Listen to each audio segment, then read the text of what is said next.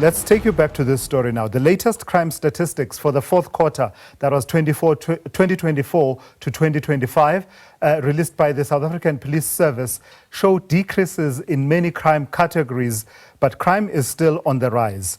This was said by the Police Minister Senzo Mchunu, who added that people's lived experiences don't reflect the declines shown in the latest statistics. To learn more and talk more about the crime statistics and what can be done in response to those statistics, I'm joined now by UKZN criminologist Nirmala Gopal and Lisa Vetten, who will be touching on the sexual offence statistics as well as the statistics around rape and other crimes. Good afternoon to the both of you, ladies, and thank you for joining me. So just your overall reflections. Let me start with you, Nirmala. Just your overall reflections. When one looks at the graph that is released by the SAPS, largely on the 17 community reported crimes, it shows green. Then it shows green for a different reason around the crimes that are dependent on police action for detection.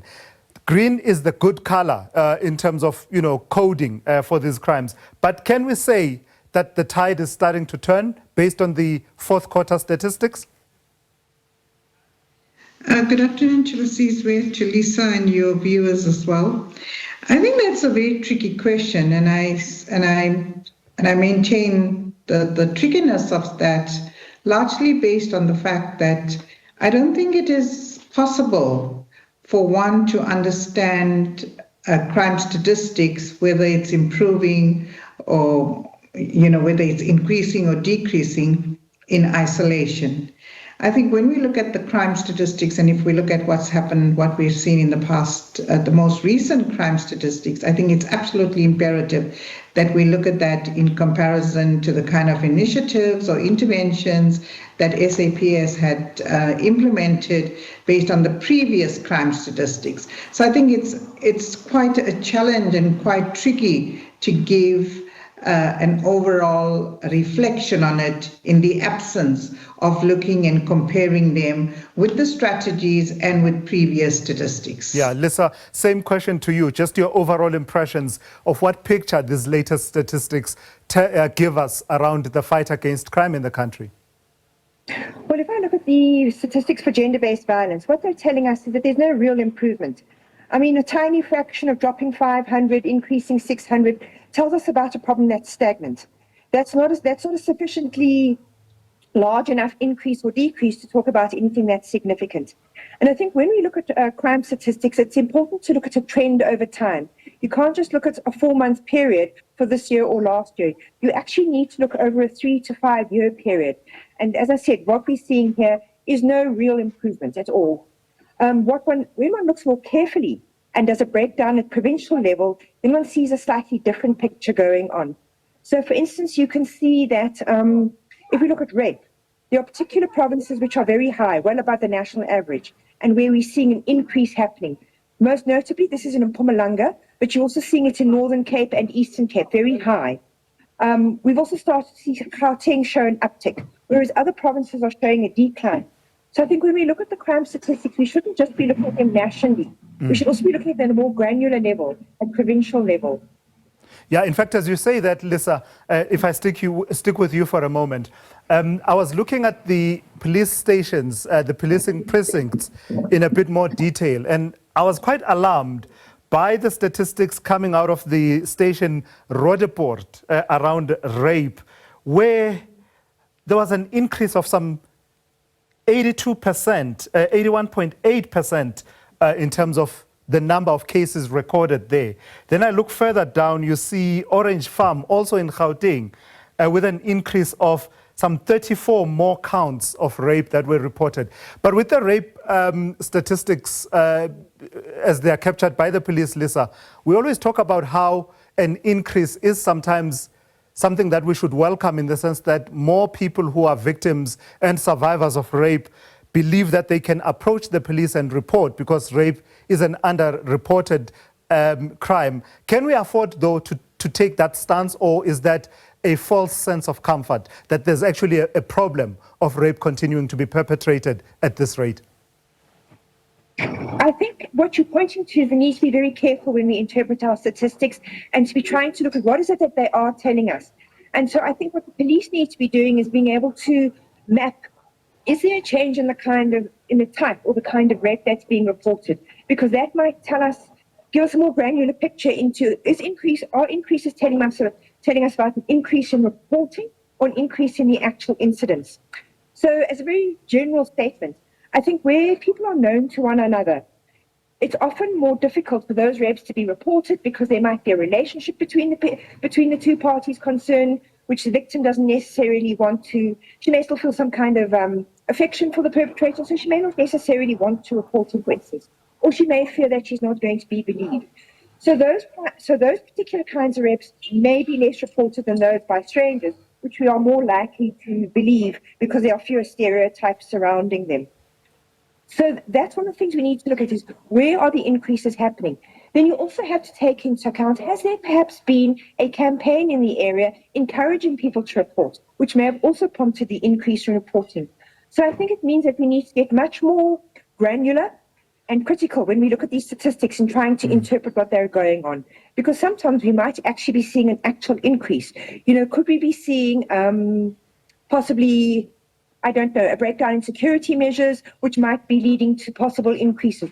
Could there be, for example, and I'm thinking now, for example, of mass shootings, for instance, where because you're killing a number of people in one shooting, you might increase the actual number of people killed, but the number of incidents of murder has not necessarily changed. So it means that when you look at statistics, you need to set them up very carefully in order to have that kind of understanding about what is it that I'm seeing, and in terms of what I'm seeing, what are the implications for what we need to do from a policing perspective? Yeah. Nirmala, talk to me about the murder statistics. It's always said that that's the most accurate of the statistics. A 12.4% decline, some 809 less murders in the first 3 months of this year compared to the first 3 months of 2024. What does that tell us about the crimes that are usually associated with murder? So your attempted murder, assaults with intent to do grievous bodily harm, and other contact crimes, but also the contexts in which these crimes, including murder, where they tend to happen. So, so I think, of course, and I've said this before, it's one of the most accurate statistics that we would probably receive. But having said that, I think we should also not discount the fact that there would be some murders happening where bodies are surreptitiously buried, etc. And those will not come to the fore unless, of course, we have some kind of community reporting, etc.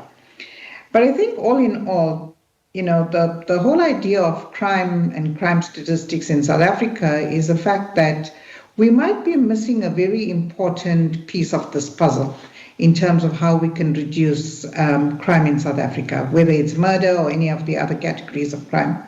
And I think one of the most important pieces that we're probably missing is looking at what kind of data is coming from, qualitative data is coming through community policing forums.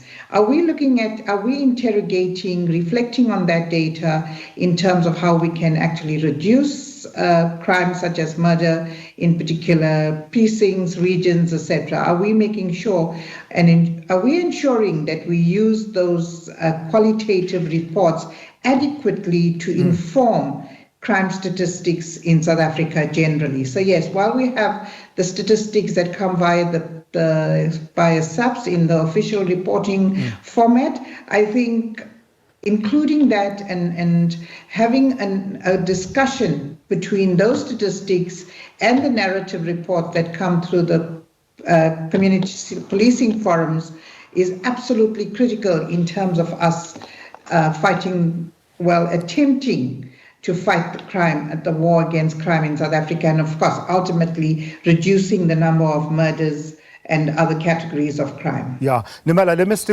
stick with you then as we talk solutions. Part of what the minister was outlining in terms of a response now going forward, he was talking about a policing policy that is going to be pushed through, a policing summit as well, but also talking about focusing more on the reduction of illegal firearms via the stringent controls around legal and licensed firearms. Those are some of the ideas that he has in mind, but also talking about a reform to visible policing and sort of breaking it apart. Just your overall impressions of those strategies that the minister was outlining.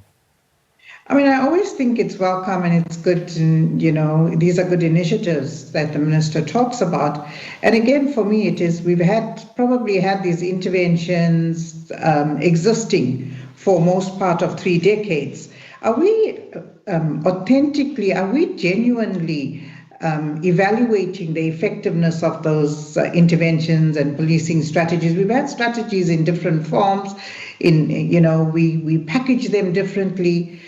Are we evaluating them? Are we going back and checking whether the current personnel that we have are being retrained if there's a need for that? So I struggle with the fact that we have a knee-jerk response that comes from the ministry, and 4 months later, 6 months later, we will have a very similar response, but packaged perhaps differently in terms of linguistics. So I'm not certain that I can buy into this phenomenon, although I'd like to say let us give them a chance. Yeah, all right. Let's leave it there for this afternoon, ladies. Thank you for your time. UKZN criminologist Nirmala Gopal and Lisa Vetten joining me in conversation about the crime statistics that came out. So